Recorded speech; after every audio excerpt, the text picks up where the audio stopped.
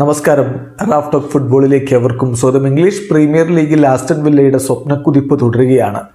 പോയ വാരങ്ങളിൽ മാഞ്ചസ്റ്റർ സിറ്റിയെയും ആഴ്സണലിനെയും ഒക്കെ പരാജയപ്പെടുത്തിയ ഉനായ് എമറിയുടെ കുട്ടികൾ ഇന്നത്തെ മത്സരം വിജയിച്ചുകൊണ്ട് പ്രീമിയർ ലീഗിൻ്റെ പോയിന്റ് പട്ടികയിൽ 2ാം സ്ഥാനത്തേക്ക് ഉയർന്നിരിക്കുകയാണ്.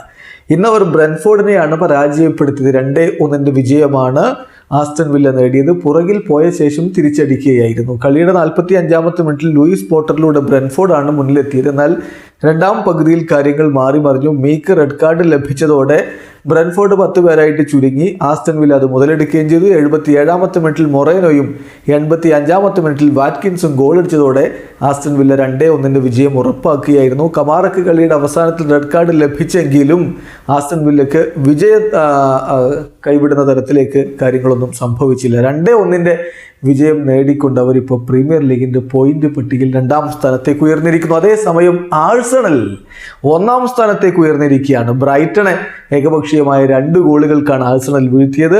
ആദ്യ പകുതി ഗോൾ രഹിതമായ മത്സരം. 2ാം പകുതിയിൽ 53-ാമത്തെ മിനിറ്റിൽ ബ്രസീലിയൻ സൂപ്പർ താരം ഗബ്രിയേൽ ഹീസസ് ആണ് ആഴ്സണലിൻ്റെ ആദ്യ ഗോൾ കണ്ടെത്തുന്നത്. തുടർന്ന് 87-ാമത്തെ മിനിറ്റിൽ കായ് ഹവേർട്സും ഗോളടിച്ചതോടെ 2-0 മികച്ച വിജയം തന്നെ ആഴ്സണൽ സ്വന്തമാക്കിയിരിക്കുന്നു. വിജയത്തോടെ 17 കളികളിൽ നിന്ന് 39 പോയിന്റുമായിട്ട് ആഴ്സണൽ 1-മതും 17 കളികളിൽ നിന്ന് 38 പോയിന്റോടെ ആസ്റ്റൺ വില്ല 2-മതുമാണ്. അതേസമയം മാഞ്ചസ്റ്റർ യുണൈറ്റഡിനെ ഇപ്പോൾ നേരിടുകയാണ് ലിവർപൂൾ.